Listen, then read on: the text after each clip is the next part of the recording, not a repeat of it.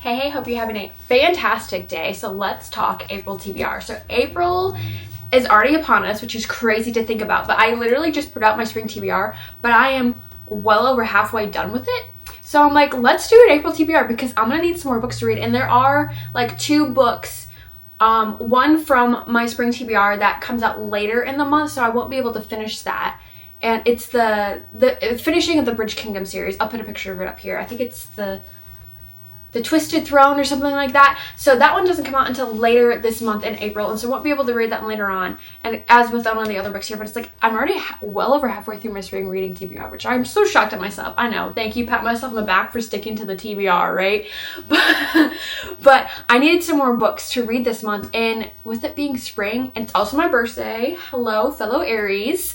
Yeah, so I'm excited. Like I have a couple of really good, fun reads. So let me tell you first about this.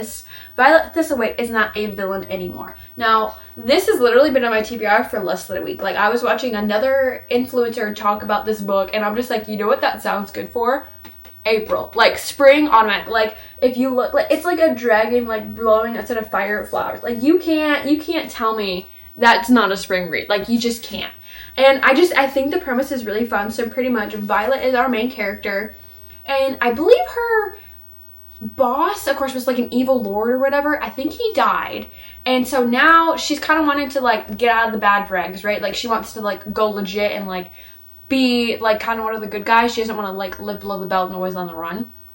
So she settles in this small town, and her powers are something to do with, I'm believing, like flowers and apothecary type vibes, and so I think she's just trying to kind of make it in this small little town. But I think a lot of things start to come back to haunt her. Other villains are wanting her to work for her, and so it's kind of ruining her like trying to step out and live on her own and no longer under like an evil master lord. So I think it seems like a really cute like premise. I think it's giving like assistant to the villain vibes, and I think it's gonna be like a cute, cozy fit. Like I feel like assistant to the villain, but meet the spell shop, and I think this is what we're gonna get from this book. Maybe not quite on par, but that's just what I'm getting from this premise. So I'm really, really excited for this. And again, like it's so cute. You can't like, it's just cute. It's pretty colors. It's spring themed. It just seems really fun, right? So that's definitely on the TBR for April. The next is the second in the Dungeon Crawler Carl series.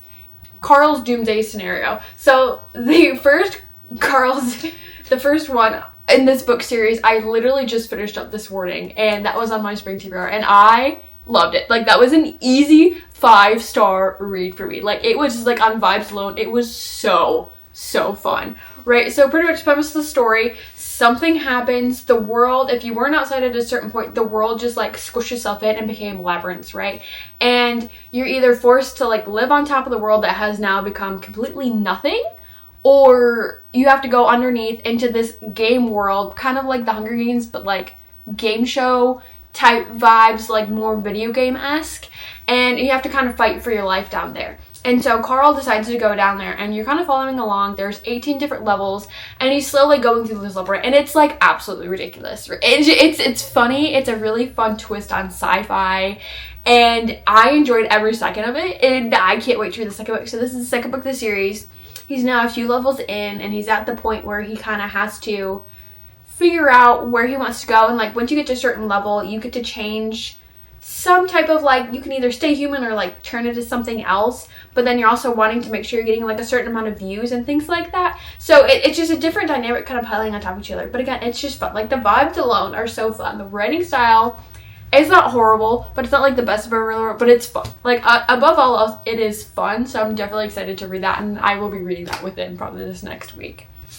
The next is Daydream. Now, I think this is, I will say I am definitely on the fence of this one, because I thought Icebreaker was okay. Wildfire, I really did enjoy, but I've heard not so great things about Daydream. And so, because this is, a Maple Hills novel. So this is the third of the interconnected standalones, and pretty much this is about like a bookish girl, right? And she's like in her own world. And then the other guy, I believe it's Henry. Yeah, Henry. Of course, he's on the hockey team, and he's feeling like one of the subjects, and somehow they get together and she tutors him or something, and things kind of go along from there. And it's a college romance. I don't know, something, I'm on the fence of this, but I really like the colors. I think it's still giving like spring, university time, and I think it's going to be a cute love story, but I'm worried it's not going to live up to the hype that I have heard. But then I've heard such different views of, oh, it's really good, oh, it's not as good as the others. Because then there's some people who are like, oh, Wildfire is the worst of them all. But I thought Wildfire was the best of them all so far. So, I don't know. We'll see, give you opinion on this as well.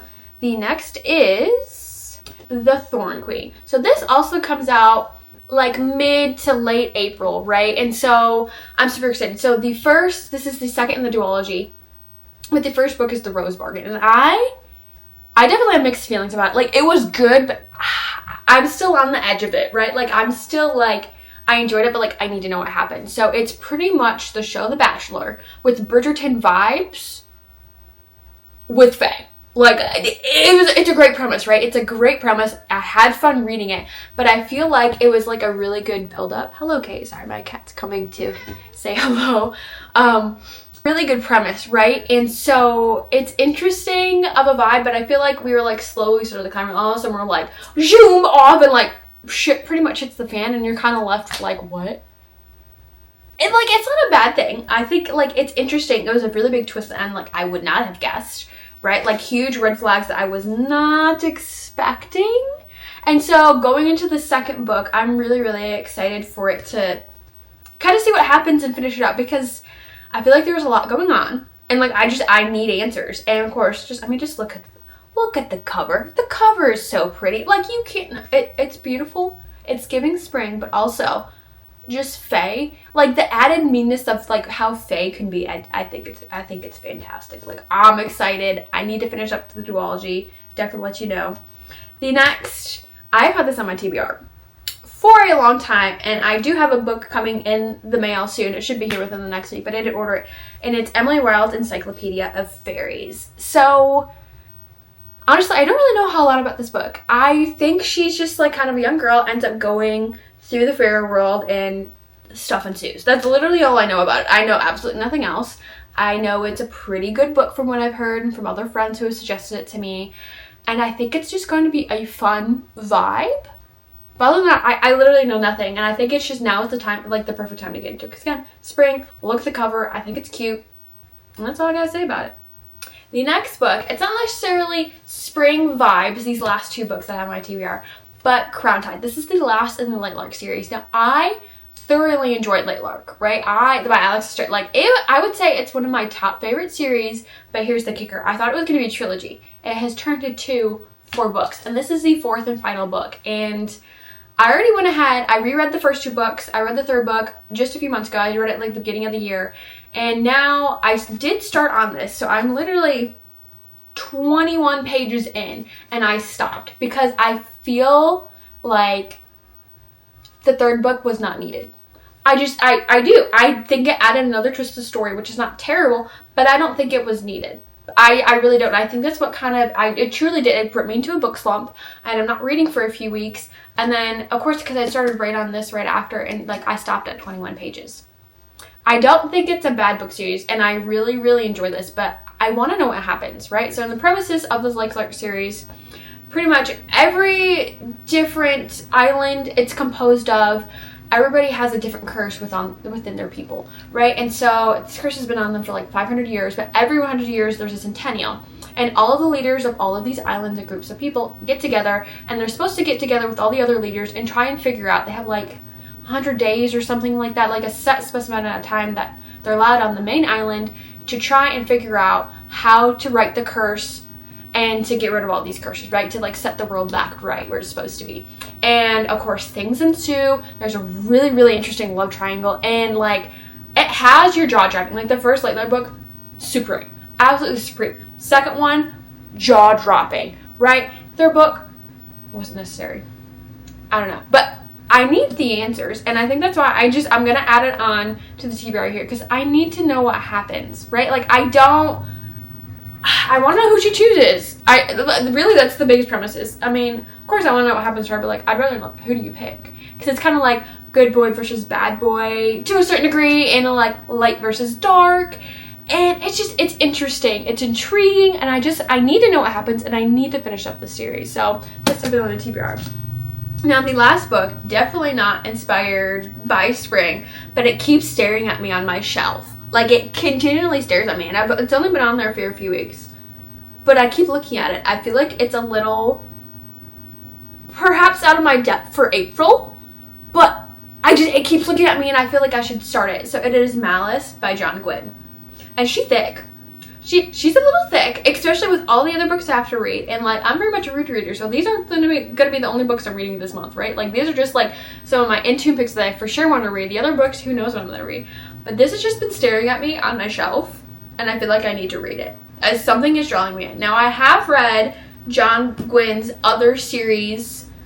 Was it On the Shadows? Something. I'll put a picture of the first book of that series here. Now, I did not finish that series. I did enjoy it, though. So I think I made it through book 1 and 2. I think I started book 3, but then, like, life happened. And it was, like, 2 or 3 years ago. Life happened, and I did not going back and finishing it. So that is a series that I definitely will be going back to and reading. But I did enjoy the writing style. I think it was really complex fantasy world. I enjoyed all the characters in it. Like, I do remember it, but I just haven't gone back to finish that. So I'm interested to see how I feel about this series. I know it's a completed series. I believe there are 4 books in this series. I think that's right.